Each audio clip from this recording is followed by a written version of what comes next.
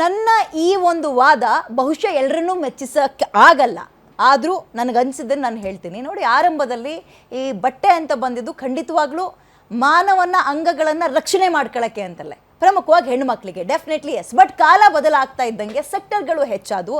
Example, cinema ರಂಗ, modelling ಅಂತ ಬಂದಾಗ, ಈ ಸ್ವಿಮ್ಮಿಂಗ್ ಅಂತ ಬಂದಾಗ ಅದು ಅದರದ್ದೇ ಆದಂತಹ ಡ್ರೆಸ್ ಕೋಡ್ಗಳನ್ನು ಡಿಮ್ಯಾಂಡ್ ಮಾಡುತ್ತೆ. ಆ್ಯಂಡ್ ಈಗ ಈ ಸ್ಕೂಲು ಕಾಲೇಜು ಟೀಚರ್ಸ್ಗಳು ಅಂತ ಬಂದಾಗ ಅಥವಾ ಬೇರೆ ಫೀಲ್ಡ್ಗಳು ಅಂತ ಬಂದಾಗ ಅದರದ್ದೇ ಆದಂತಹ ಡ್ರೆಸ್ ಕೋಡ್ಗಳಿರುತ್ತೆ. ಸೊ ಆಗಿದ್ದೆಲ್ಲವಕ್ಕೂ ಡ್ರೆಸ್ಸಿಂದಲೇ ಕಾರಣ, ಈಗ ಆಗ್ತಾ ಇರೋ ಅನಾಚಾರಗಳಿಗೆಲ್ಲ ಡ್ರೆಸ್ ಕೋಡೇ ಕಾರಣ ಅನ್ನೋದು ಎಷ್ಟು ಮಟ್ಟಿಗೆ ಸರಿ ಅನ್ನೋದು ಒಂದು ಪ್ರಶ್ನೆ. ಹಂಗಂದ್ಕೊಂಡು ನನಗೆ ಬಟ್ಟೆ ಹಾಕ್ಕೊಳ್ಳೋದು ನನ್ನ ಸ್ವಾತಂತ್ರ್ಯ, ವೈಯಕ್ತಿಕ ಸ್ವಾತಂತ್ರ್ಯ ಅಂತ ಬೇಕಾಬಿಟ್ಟು ಬೇಡವಾಗಿರೋ ಜಾಗಗಳಿಗೂ ಬೇಡವಾಗಿರೋ ಡ್ರೆಸ್ಗಳನ್ನು ಹಾಕ್ಕೊಂಡು ಹೋಗೋದು ಕೂಡ ಸರಿ ಅಥವಾ ಸೂಕ್ತ ಅಂತ ನಾವು ಹೇಳ್ತಾ ಇಲ್ಲ. ಆಮೇಲೆ ಇನ್ನೊಂದು, ಸಾಮಾನ್ಯವಾಗಿ ಅತ್ಯಾಚಾರಗಳ ಪ್ರಕರಣಗಳು ಆದಾಗ ಎಲ್ಲರೂ ಕೂಡ ದೂಷಣೆ ಮಾಡೋದು ಹೆಣ್ಣುಮಕ್ಕಳು ಬಟ್ಟೆ ಬಗ್ಗೆ. ಎಕ್ಸಾಂಪಲ್ಗಳನ್ನ ಕೊಡ್ತಾ ಹೋದರೆ ಹೆಣ್ಣುಮಕ್ಕಳು ಬಟ್ಟೆಯಿಂದಲೇ ದೇಶದಲ್ಲಿ ಆಗ್ತಿರೋ ಎಲ್ಲ ಅತ್ಯಾಚಾರಗಳಿಗೂ ಕಾರಣ ಅನ್ನೋದಾದರೆ, ಈ ಕತ್ತೆ ಅಥವಾ ಕೊಡ್ಗೆಲ್ ಮಲಗಿರೋ ಹಸು ಅಥವಾ ನಾಯಿ ಇವೆಲ್ಲವನ್ನ ಪಕ್ಕಕ್ಕಿಡೋಣ. ಪೋಸ್ಟ್ ಮಾರ್ಟಮ್ ಮಾಡಕ್ಕೆ ಇಟ್ಟಿದ್ದಂತಹ ಹೆಣವನ್ನು ಕೂಡ ಬಿಟ್ಟಿಲ್ಲ ಕಿರಾತಕರು. ಹೆಣದ ಮೇಲೂ ಕೂಡ ತಮ್ಮ ಕಾಮತೃಷೆಯನ್ನು ತೀರಿಸಿದ್ದಾರೆ. ಅದಕ್ಕೆ ಏನಂತೀರ ಹಾಗಾದರೆ ಅನ್ನುವ ಪ್ರಶ್ನೆ ಸಹಜವಾಗೇ ಕಾಡುತ್ತೆ. ಆ್ಯಂಡ್ ಇನ್ನೊಂದು, ಹೆಣ್ಣುಮಕ್ಕಳ ಬಟ್ಟೆ ಬಗ್ಗೆ ಕಾಮೆಂಟ್ ಹಾಕಬೇಡಿ ನೀವು ಅಂತ ಹೇಳ್ತಿರಲ್ಲ, ಹಾಗಾದರೆ ಗಂಡು ಮಕ್ಕಳು ದೃಷ್ಟಿ ಸರಿ ಮಾಡ್ಕೊಳ್ಳಿ ಅಂತಿರಲ್ಲ. ದೃಷ್ಟಿ ಬಗ್ಗೆ ನೀವು ಕೂಡ ಮಾತಾಡಬೇಡ್ರಿ, ಗಂಡು ಮಕ್ಕಳು ದೃಷ್ಟಿ ಬಗ್ಗೆ ಅಂತ ಒಂದು ಟೀಮ್ ಈಗ ಆಲ್ರೆಡಿ ಪ್ರಶ್ನೆಯನ್ನು ಶುರು ಮಾಡ್ಕೊಂಡಿದೆ ಗಂಡು ಮಕ್ಕಳಲ್ಲಿ.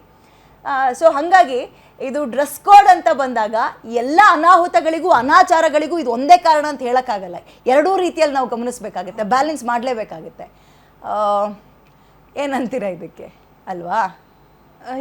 ಎಕ್ಸಾಂಪಲ್ ಅದೇ ಹೇಳ್ದಂಗೆ ಡ್ರೆಸ್ ಎಷ್ಟು ಬೇಕಷ್ಟು ಲಿಮಿಟಲ್ಲಿ ಇರಬೇಕು. ಹಂಗೆ ಬಿಟ್ಟು ಎಲ್ಲ ಕಡೆ ನಾನು ಟೆಂಪಲ್ಗೆ ನಾನು 2 ಪೀಸ್ ಹಾಕೊಂಡು ಹೋಗೋಕ್ಕಾಗಲ್ಲ, ಇಲ್ಲಿ ಬೇಕಷ್ಟು. ಆ್ಯಂಡ್ ಆಲ್ರೆಡಿ ಕೆಲವೊಂದು ದೇವಸ್ಥಾನಗಳಲ್ಲಿ ಇದ್ರ ಬಗ್ಗೆ ಸ್ಟ್ರಿಕ್ಟ್ ರೂಲ್ಸ್ ತಂದಿದ್ದಾರೆ, ತರಬೇಕಿತ್ತು. ದೇವಸ್ಥಾನಗಳಿಗೆ ಹೆಂಗೆ ಹೋಗ್ಬೇಕು ಹಂಗೆ ಹೋಗಬೇಕು. ಅದೇ ಬಟ್ ಏನು ಅಂತಂದ್ರೆ ಡ್ರೆಸ್ ಮೇಲೆ ಎಲ್ಲ ನಿಂತಿದೆ, ಡ್ರೆಸ್ಸೇ ನಮಗೆ ಇದು ಅಂತಲ್ಲ. ಈಗ ಗಂಡು ಮಕ್ಕಳು ಹೇಗೆ ಒಂದು ಅದೇ ಜಿಮ್ಮಲ್ಲಿ ಆದ ತಕ್ಷಣ ಮೋಟಿವೇಶನ್ ಅಂತ ಹಾಕ್ತಾರೋ, ಇವಾಗ ಒಂದೊಂದು ಮಾಡ್ಲಿಂಗಲ್ಲಿಗೆ ನಾವು ಸ್ಯಾರಿ ಹಾಕೊಂಡು ಎಲ್ಲ ಮಾಡೋಕ್ಕಾಗಲ್ಲ. ಹಂಗಂತ ಬಿಟ್ಟು ನಾನು ಸ್ಯಾರಿ ಹಾಕೊಂಡು ಸ್ವಿಮ್ಮಿಂಗ್ ಪೂಲಿಗೆ ಇಳಕ್ಕಾಗಲ್ಲ. ಎಲ್ಲೆಲ್ಲಿಗೆ ಯಾವ್ಯಾವ ಡ್ರೆಸ್ ಬೇಕೋ ಅದೇ ಡ್ರೆಸ್ ಬೇಕು. ಲಾಸ್ಟ್ ಕಾಮೆಂಟ್ ಸರ್ ನಿಮ್ಮದು ಹೇಳಿ ಮೇಡಮ್. ಅದೇ ಕೆಲವೊಂದು ಕಡೆ ಡ್ರೆಸ್ ಕೋಡು ಆ ಕೆಲಸಕ್ಕೆ ಸೀಮಿತವಾಗಿ ಅಥವಾ ಕಲ್ಚರ್ ಪ್ರೋಗ್ರಾಮ್ ಸೀಮಿತವಾಗಿ ಅದು ಡ್ರೆಸ್ ಕೋಡ್ನ ಹಾಕಬೇಕಾಗುತ್ತೆ. ಆದರೆ ಕೆಲವೊಂದು ಏನಪ್ಪ, ನಾನು ಈಗಾಗಲೇ ಹೇಳಿದೆ, ನಮ್ಮ ಸಂಸ್ಕಾರಬದ್ಧವಾಗಿ ನಮ್ಮ ಶಿಸ್ತಿನಲ್ಲಿ ನಾವಿದ್ರೆ ಯಾರು ಕೂಡ ನಮ್ಮನ್ನು ಟಚ್ ಮಾಡಕ್ ಆಗೋದಿಲ್ಲ. ಅದು ಕೂಡ ಒಂದು ಇದು ಅದು ಒಂದು ಆಫೀಸಿನ ಒಳಗೆ ಪರವಾಗಿಲ್ಲ, ಹೊರಗಡೆ ಓಡಾಡುವಾಗ ಅಂತ ಕೇಸ್ಗಳು ಹೆಚ್ಚಾಗುತ್ತಲ್ಲ. ನಾವು ಈಗ ಸಾಮಾನ್ಯವಾಗಿ ಪುಂಡಾಟಿಕೆಯನ್ನು ಮಾಡ್ತಕ್ಕಂಥ ಸ್ಥಳವನ್ನು ನಮಗೆ ಗೊತ್ತಿದೆ ಅಂತ ಹೇಳಿದ್ರೆ ಆ ಸ್ಥಳದಲ್ಲಿ ಎಚ್ಚರಿಕೆಯಿಂದ ನಾವು ಸಂಸ್ಕಾರಬದ್ಧವಾಗಿ ಉಡುಗೆ ತೊಡುಗೆಗಳನ್ನ ತೊಟ್ಕೊಳ್ತಕ್ಕಂಥದ್ದು ಬಹಳ ಸೇಫ್ಟಿ ಭದ್ರತೆ ಅಂತ ನಾವು ಹುಡುಕೊಂಡು ಹೋಗಿ ಮನುಷ್ಯನ ಮೇಲೆ ಎಲ್ಲ ಇರುತ್ತೆ, ಅವರಿಗೆ ಕಾಮ ಕ್ರೋಧ ಪ್ರತಿಯೊಂದು ಇರುತ್ತೆ, ಎಲ್ಲ ಈಕ್ವಲ್ ಆಗಿರುತ್ತೆ. ಅದು ಯಾವಾಗ ಹೊರಗಡೆ ಬರುತ್ತೆ ಅಂತ ಹೇಳಕ್ಕಾಗಲ್ಲ, ಯಾಕಂದ್ರೆ ಮನುಷ್ಯರುಗಳು ನಾವು ಬುದ್ಧ ಅಲ್ಲ, ಅಂದ್ರೆ ನಮ್ಗೆಲ್ಲ ಕಂಟ್ರೋಲ್ ಅಂತ ಹೇಳಕ್ಕೆ. ಸೊ ಏನಂತಂದ್ರೆ ಎಲ್ಲ ನಮ್ಮಲ್ಲಿ ಇರ್ಬೇಕು, ಲಿಮಿಟ್ ಎಲ್ಲ ಲಿಮಿಟ್ ಅಂತ ಇರ್ತಾವ, ಎಲ್ಲ ಲಿಮಿಟ್ ಅಲ್ಲಿ ಇರ್ಬೇಕು. ಈಗ ಹೆಣ್ಮಕ್ಳು ಅವ್ರು ಮಾಡ್ತಿದಾರೆ ಅಂತ ಇನ್ನೂ ಜಾಸ್ತಿ ಮಾಡಿದ್ರೆ ಆಕ್ಚುಲಿ ತಪ್ಪಿದೆ, ಹುಡುಗ ಇಲ್ಲ ಅಂತಲ್ಲ. ಸೊ ನೀವ್ ಹೇಳೋ ತರ ನೋಡಿದ್ರೆ ಆಫೀಸಲ್ಲಿ ಓಕೆ, ಅವಳು ಹೊರಗಡೆ ಬಂದ ತಕ್ಷಣ ಅವ್ಳು ಡ್ರೆಸ್ಸೇ ಕಾಪಾಡುತ್ತೆ ಅಂತ ಹೆಂಗೆ? ಅವಳು ಡ್ರೆಸ್ಸಿಂದ ಅವಳು ಫೈಟ್ ಮಾಡಲ್ಲ. ಈಗ ಎಕ್ಸಾಂಪಲ್ ಎಷ್ಟೋ ರೇಪ್ ಆಗಿರೋರೆಲ್ಲ ಶಾರ್ಟ್ ಡ್ರೆಸ್ ಹಾಕೊಂಡೆ ಅಲ್ಲ, ಅವಳು ಒಂದು ಎಷ್ಟೋ ಅವರು ಚೂಡಿದಾರ ಎಲ್ಲಾ ತರ ಡ್ರೆಸ್ ವೇರ್ ಮಾಡ್ತಾರೆ. ಮೈಸೂರಿನಲ್ಲಿ ಆಗಿದ ಘಟನೆ ಚಿಕ್ಕದಾಗಿ ನೆನಪಿಸ್ತೀನಿ ನಿಮ್ಗೆ. ದಸರಾ ಟೈಮ್ ನಲ್ಲಿ ಬಲೂನ್ ಮಾರಕ್ಕೆ ಅಂತ 5 ವರ್ಷದ ಮಗು ಫ್ಯಾಮಿಲಿ ಜೊತೆ ಬರುತ್ತೆ. ಅಜ್ಜಿ ಪಕ್ಕದಲ್ಲಿ ಮಲಗಿರೋ ಮಗುನ ಕಿರಾತಕ ಎಳ್ಕೊಂಡೋಗಿ 3 ಕಿಲೋಮೀಟರ್ ಅಲ್ಲಿ 5 ವರ್ಷದ ಮಗುವನ್ನ ಸರ್, ಆ ಮಗುವಿನಲ್ಲಿ ಕಾಮಕ್ಕೆ ಪ್ರಚೋದಿಸುವಂತಹ ಅಂಗಗಳ ಬೆಳವಣಿಗೆಯೇ ಶುರುವಾಗಿರಲ್ಲ ಆ ಟೈಮ್ ನಲ್ಲಿ. ನೇರವಾಗಿ ಹೇಳ್ಬೇಕು ಎಲ್ಲಿ ಬಟ್ಟೆ ಹಸುಗೂಸುತ್ತಾರೆ ಅಂದ್ರೆ ಮಗು 6 ವರ್ಷದವರೆಗೂ ಮಗು ದೇವ್ರ ತರ ನಾವು ಅಂದ್ರೆ ಅವ್ರ ಕಣ್ಣಿಗೆ ಹಿಂಗೆ ಇರ್ಬೇಕು ಅಂತ ಏನಿರಲ್ಲ, ಅವ್ರಿಗೆ ಸಂಸ್ಕಾರ ಈ ಅಳತೆಗೋಲು ಅಂತಾರ ಸ್ಕೇಲ್ ಗಿಲ್ ಇರಲ್ಲ, ಅಂತಹ ಮನಸ್ಥಿತಿಯಲ್ಲಿ ಮಾನವೀಯ ಮೌಲ್ಯ ಅವ್ರಿಗೇನು ಗೊತ್ತಿರಲ್ಲ. ಈ ಫುಟ್ಪಾತ್ನವ್ರು ಹೆಚ್ಚಿಗೆ ಎಜುಕೇಶನ್ ಇರಲ್ಲ, ಓದಿರೋದಿಲ್ಲ, ಹಿಂಗಾಗಿ ಆ ತರ ಕಿರಾತಕರು ತುಂಬಾ ಇರ್ತಾರೆ. ಅಂತವರಿಂದನೂ ಆಗುತ್ತೆ, ಏನು ಮಾಡ್ಲಿಕ್ಕಲ್ಲ. ಅದನ್ನ ನಾವು ಆದಷ್ಟು ಹೆಣ್ಮಕ್ಳು ಡ್ರೆಸ್ ಕೋಡ್ ಗಂಡ್ಮಕ್ಳು ನೋಡೋ ರೀತಿನೂ ಇರುತ್ತೆ. ಈಗ ಅವ್ರ ಮೇಲೆ ಹೆಣ್ಮಕ್ಳು ಹೆಂಗ್ ನೋಡ್ತಾರೆ, ಹೆಣ್ಮಕ್ಳ ಡ್ರೆಸ್ ಕೋಡ್ ಬಗ್ಗೆ ಮಾತಾಡಿದ್ವಿ. ಡ್ರೆಸ್ ಕೋಡ್ ಬದಲಾಯಿಸೋಣ, ದೃಷ್ಟಿಕೋನ ಬದಲಾಗಕ್ಕೆ ಏನ್ ಮಾಡ್ಬೇಕು ಹೇಳಿ. ಅದೇ ಮನಸ್ಸಲ್ಲಿ ತಿತ್ಕೋಬೇಕಷ್ಟೇ. ಹೋಗಲ್ಲ ಮ್ಯಾಮ್.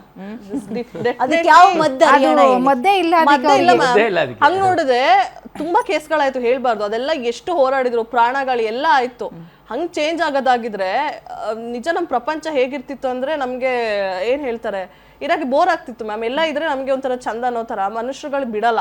ನಿಮ್ಗೆ ಬಿಲ್ಡಪ್ ಅಲ್ಲಿ ನಾನು ಮಾಡಲ್ಲ ಅಂತ ಅನ್ಬೋದು, ಹಿಂದೆ ಮಾಡೇ ಮಾಡ್ತಾರೆ. ಈಗ ನಾನು ನೋಡ್ಬಿಟ್ಟು ಹಿಂದೆ ಏನೋ ಅಂದ್ರೆ ಎಕ್ಸಾಂಪಲ್ ಒಂದು ಬಟ್ಟೆ ಹಾಕೋ ಬರ್ತಾರೆ, ಮುಂದೆ ತುಂಬಾ ಲಕ್ಷ್ಮಿ ತರ ಇದೆಯಾ ಅಂತಾರೆ, ಹಿಂದೆ ಹೆಂಗಿದೆ ಅಂದೇ ಅಂತಾರೆ ಮ್ಯಾಮ್. ನಾವು ಅವ್ರ ಮನ್ಸಲ್ಲಿ ಬಾಯಿ ಬಿಟ್ಟು ಹೇಳೋದನ್ನ ನಾವು ಅರ್ಥ ಮಾಡ್ಕೋಬಹುದು, ಬಟ್ ಮನ್ಸಲ್ಲಿ ಕೂಡ ಮಾತ್ರ ನಮ್ಗೆ ಅರ್ಥ ಆಗಲ್ಲ. ಸೊ ಅದಕ್ಕೋಸ್ಕರ ಹೆಣ್ಮಕ್ಳಿಗೆ ಬಟ್ಟೆ ಅಲ್ಲ, ಧೈರ್ಯ ಬೇಕು, ನೀವು ಫೇಸ್ ಮಾಡೋ ತಾಕತ್ ಬೇಕು. ಇದು ಮ್ಯಾಮ್ ಬೇಕಾದ್ದು. ಬಟ್ಟೆಯಿಂದ ಯಾರು ಏನು ಮಾಡಕ್ಕಾಗಲ್ಲ. ಇದರ ಜೊತೆಗೆ ಮನೇಲಿ ಬಳಸಬೇಕಾಗಿರುವ ಗಂಡು ಮಕ್ಕಳಿಗೆ ಏನು ವಿಧಾನಗಳನ್ನು ಅನುಸರಿಸಬೇಕು ಮೇಡಮ್? ಒಬ್ಬ ತಾಯಿಯಾಗಿ, ಒಬ್ಬ ಅಕ್ಕನಾಗಿ, ಒಬ್ಬ ಹೆಂಡತಿಯಾಗಿ ನಾವ್ ಹೆಣ್ಮಕ್ಳು ಏನ್ ಬುದ್ಧಿ ಕಲಿಸುವ ಗಂಡ್ ಮಕ್ಳು ಅದೇ ಕಲಿಸ್ಬೇಕು. ಗಂಡ್ ಮಕ್ಳು ಒಂಚೂರು ಮೇಲ್ಗೈ ಅಂತ ಅವ್ರು ಏನ್ ಮಾಡ್ಕೊಂಡ್ರು ತಾಯಿದ್ರು ಯಾವಾಗ ಸಮರ್ಥನೆ ಮಾಡ್ಕೊಂಡು ಹೆಣ್ಣುಮಗಳು ಸಂಜೆ ಆಗ್ತಾ ಇದ್ದಂಗ್ ಮನೆ ಒಳಗೆ ಡೆಫಿನೆಟ್ಲಿ ಸೇರ್ಕೋಬೇಕು. ಅದು ತಂದೆ ತಾಯಿ ಗಂಡು ಮಗ ಅಥವಾ ಹೆಣ್ಣು ಮಗು ಅಂತ ಮಾಡಲ್ಲ. ನನ್ನ ಮಗಳ ರಕ್ಷಣೆಗೋಸ್ಕರ ಅವ್ರು ತರೋ ರೂಲ್ಸ್ ಗಳದು, ಅಲಿಖಿತ ನಿಯಮಗಳು. ಅದೇ ರೂಲ್ಸ್ ಅನ್ನ ಗಂಡು ಮಗನಿಗೂ ಮನೆ ಒಳಗೆ ತರಬೇಕು.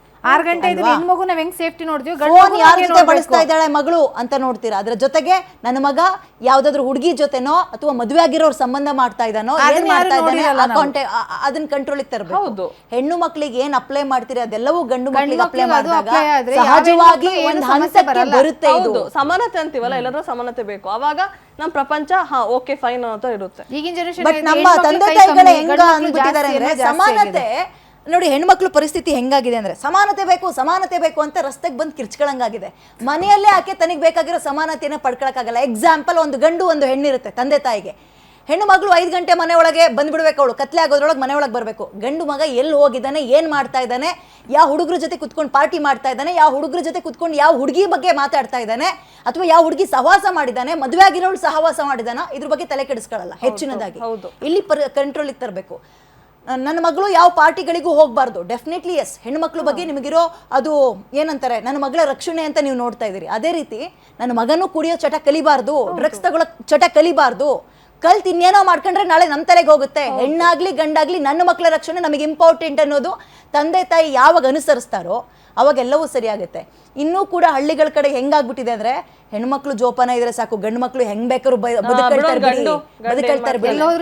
ಇಲ್ಲಿ ತಂದೆ ತಾಯಿಗಳು ಹೆಣ್ಣು ಮಗಳನ್ನ ಹೆಂಗ್ ಜೋಪಾನ ಮಾಡ್ತಿರೋ, ಎಷ್ಟು ಸ್ಟ್ರಿಕ್ಟ್ ಆಗಿ ಬೆಳೆಸ್ತಿರೋ ಅಷ್ಟೇ ಸ್ಟ್ರಿಕ್ಟ್ ಆಗಿ ಗಂಡು ಮಗನ ಮೇಲೂ ನಿಗಾ ಇಟ್ರೆ ಬಹುಶಃ ಇತ್ತೀಚೆಗೆ ಕೇಳ್ತಾ ಇದೀವಲ್ಲ ಅತ್ಯಾಚಾರ ಪ್ರಕರಣ ಅಥವಾ ಚುಡಾಯಿಸಿದ್ರಂತೆ, ಇವೆಲ್ಲವೂ ತಹಬದಿಗೆ ಬರುತ್ತೆ. ಅದರ ಜೊತೆಗೆ ಹೆಣ್ಣುಮಕ್ಳು ಬಟ್ಟೆಯ ವಿಚಾರದಲ್ಲಿ ಕಂಟ್ರೋಲ್ ತಗೋಬೇಕು ಅಂತ ಎಲ್ಲರೂ ಹೇಳ್ತಾರೆ. ಡೆಫಿನೆಟ್ಲಿ ಎಸ್, ಯಾವ್ಯಾವ ಜಾಗಕ್ಕೆ ಯಾವ್ಯಾವ ರೀತಿಯ ಬಟ್ಟೆಗಳನ್ನು ಹಾಕ್ಕೊಳ್ಬೇಕು. ಅದನ್ನ ಬಿಟ್ಟು ಬಟ್ಟೆಯಿಂದಲೇ ಹೆಣ್ಮಕ್ಳನ್ನ ನಾನು ಅಳಿತೀನಿ, ನನ್ನ ದೃಷ್ಟಿಕೋನ ಸರಿ ಮಾಡ್ಕೊ ಅಂತ ನೀನು ಹೇಳ್ಬೇಡ, ಮೊದಲು ನೀನು ಸರಿಯಾಗಿ ಬಟ್ಟೆ ಹಾಕೋ ಅಂತ ಈ ಎಲುಬಿಲ್ಲದ ನಾಲ್ಗೆನ ಹೆಂಗ್ ಬೇಕು ಹಂಗೆ ತಿರ್ಚೋದನ್ನ ಕಂಟ್ರೋಲಿಗೆ ತಗೊಳ್ಬೇಕು ಅನ್ನೋದು ನನ್ನ ಮಾತು. ಥ್ಯಾಂಕ್ ಯು ಸೋ ಮಚ್ ಇಷ್ಟೊತ್ತು ಕಾರ್ಯಕ್ರಮದಲ್ಲಿ ಭಾಗಿಯಾಗಿದ್ದಕ್ಕೆ. ಬಟ್ ನಾವಿವತ್ತು ಮಾತಾಡಿದ್ದು ಸರ್ಕಾರಿ ಜಾಗಗಳಲ್ಲಿ, ಇನ್ನು ಮುಂದೆ ಸರ್ಕಾರಿ ಆಫೀಸ್ಗಳಲ್ಲಿ ನೌಕರರು ಬೇಕಾಬಿಟ್ಟಿ ತಮಗೆ ಮನಸ್ಸೋ ಇಚ್ಛೆ ಬಂದಂತೆ ಬಟ್ಟೆಗಳನ್ನು ಹಾಕೊಳ್ಳಂಗಿಲ್ಲ. ಎಕ್ಸ್ಪೆಷಲಿ ಅಂದರೆ ಉದಾಹರಣೆಗೆ ಹೆಣ್ಣುಮಕ್ಕಳು ತೋಳಿಲ್ಲದೆ ಇರುವಂತಹ ರವಿಕೆಗಳನ್ನು ಅಥವಾ ಚೂಡಿದಾರ್ಗಳನ್ನು ಅಥವಾ ಟೈಟ್ ಜೀನ್ಸ್ಗಳನ್ನು, ಟೋನ್ ಜೀನ್ಸ್ಗಳನ್ನು, ಜೊತೆಗೆ ಗಂಡು ಮಕ್ಕಳು ನೀವು ಕೂಡ ಹರಿದಿರೋ ಜೀನ್ಸ್ಗಳನ್ನು ಹಾಕೊಳ್ತಿರ್ತೀರಿ. ಸೊಂಟ ಇನ್ನೇನು ಬಿದ್ದೆ ಹೋಗ್ಬಿಡ್ಬೇಕು, ಸೊಂಟದ ಕೆಳಗಿಂದ ಪ್ಯಾಂಟ್, ಅಲ್ಲಿ ರೀತಿಯಲ್ಲಿ ಆ ಪ್ರಮಾಣದಲ್ಲಿ ಬಟ್ಟೆಗಳನ್ನು ಹಾಕೊಳ್ತಾ ಇದ್ದೀರಿ. ಅವುಗಳನ್ನು ಕಂಟ್ರೋಲಿಗೆ ತನ್ನಿ. ಸರ್ಕಾರಿ ಆಫೀಸ್ಗಳಲ್ಲಿ ಕೆಲಸಗಾರರು ಹೆಂಗಿರಬೇಕು ಹಂಗಿದ್ರೆ ಚಂದ ಅಂತ ಒಂದು ರೂಲ್ಸನ್ನು ತಂದಿದ್ದಾರೆ. ಅದನ್ನ ಎಲ್ಲರೂ ಕೂಡ ತುಂಬು ಹೃದಯದಿಂದ ವೆಲ್ಕಮ್ ಮಾಡ್ಕೊಳ್ತಾ ಇದ್ದಾರೆ ಅಂತ ಹೇಳ್ತಾ ಕಾರ್ಯಕ್ರಮ ಮುಗಿಸ್ತಾ ಇದ್ದೀನಿ. ನೋಡ್ತಾ ಇರಿ ಗ್ಯಾರಂಟಿ ನ್ಯೂಸ್, ಸುದ್ದಿ ಖಚಿತ, ನ್ಯಾಯ ನಿಶ್ಚಿತ. Thank you.